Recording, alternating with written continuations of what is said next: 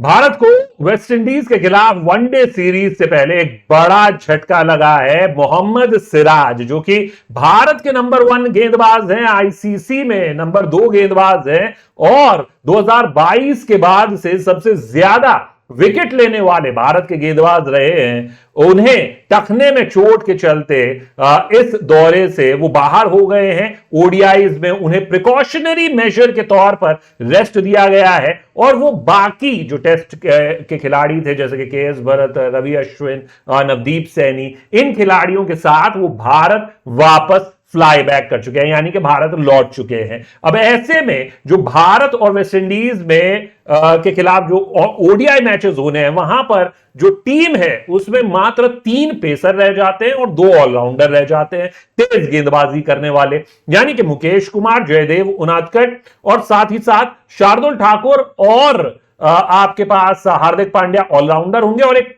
Out and out fast bowler होगा उमरान मलिक के रूप में। तो अब ऐसे में कॉम्बिनेशन भारत कैसे बनाएगा, और इसमें अब सबसे अनुभवी तेज गेंदबाज हो जाते हैं शार्दुल ठाकुर, जिन्होंने झटके हैं कुल मिलाकर 50 विकेट 35 वनडे में।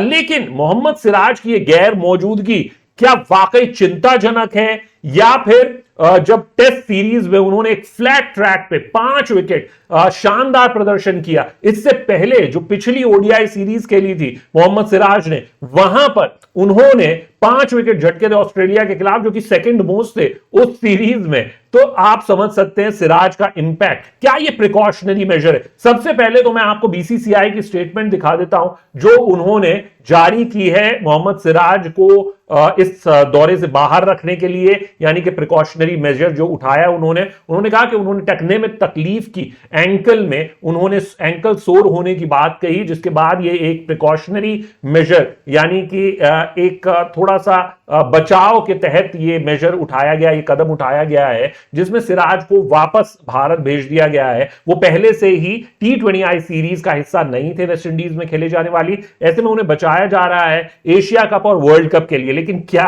सिराज एशिया कप और वर्ल्ड कप खेलेंगे इस टखने में चोट के बाद, या वाकई ये एक प्रिकॉशनरी मेजर है? आगे बढ़ते हैं, आपको दिखाते हैं कि आखिर किस तरीके का प्रदर्शन मोहम्मद सिराज का रहा है। लेकिन उससे पहले अब सिराज की गैर मौजूदगी में टीम कैसी हो जाती है, ये अपडेटेड इंडिया का स्क्वाड है जो बीसीसीआई ने भेजा है। इसमें अब आप देखेंगे कि जयदेव उनादकट, मुकेश कुमार, उमरान मलिक, ये 3 आपके पास तेज गेंदबाज हैं। यानी अब पहले वनडे में कौन खेलेगा? मैं तो खिला देता भाई मुकेश कुमार और उमरान मलिक को। लेकिन अब इसके अलावा जो शार्दुल ठाकुर हैं, साथ ही साथ में आपके पास हार्दिक पांड्या, ये 2 आपके पास ऑलराउंडर्स रहेंगे ऑलराउंडर की फॉर्म में। लेकिन जो मोहम्मद सिराज के आंकड़े हैं वो आपको बताएंगे कि ये कितना बड़ा गेंदबाज है, और आज की तारीख में भारत का नंबर 1 गेंदबाज है। और अगर कोई मुझसे अभी पूछे तो शायद इस समय ऑन फॉर्म और ऑन कंसिस्टेंट परफॉर्मेंस बेसिस शायद जसप्रीत बुमराह से ज्यादा जरूरी गेंदबाज है।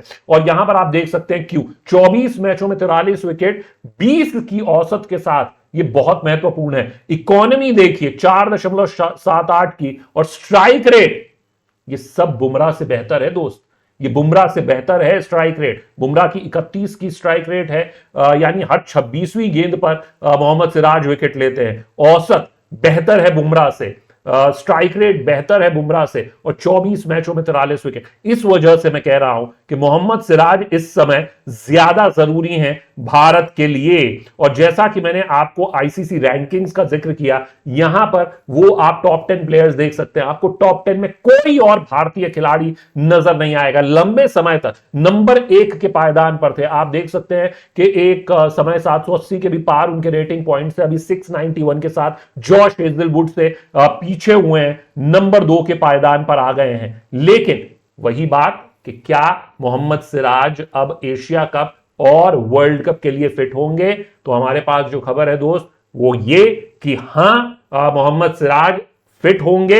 ये सिर्फ एक एहतियातन कदम है, यानी कि बहुत ज्यादा परेशानी वाली बात नहीं थी। और वेस्ट इंडीज के खिलाफ क्योंकि युवाओं को मौका भी देना था, तो ये एक अपॉर्चुनिटी थी। और सिराज जैसे कि शमी को इस दौरे पर नहीं लाया गया, उसी तरीके से सिराज को भी आराम दिया गया है, ना कि बहुत ज्यादा कोई चोट की दिक्कत है। इस वजह से सिराज को वापस भेज दिया गया, और अब ये एक अपॉर्चुनिटी है उमरान मलिक के पास, मुकेश कुमार के पास, जयदेव उनादकट के पास, कि वो भारतीय सिलेक्टर्स को इंप्रेस कर सके और साथ ही साथ ये दिखा सके कि हां हम में दम है, हम वर्ल्ड कप की स्क्वाड में होना डिजर्व करते हैं। आपकी क्या राय है? आप कमेंट सेक्शन में बताएं। आप देख रहे हैं स्पोर्ट्स चैट में, मुझे शाम से नमस्कार।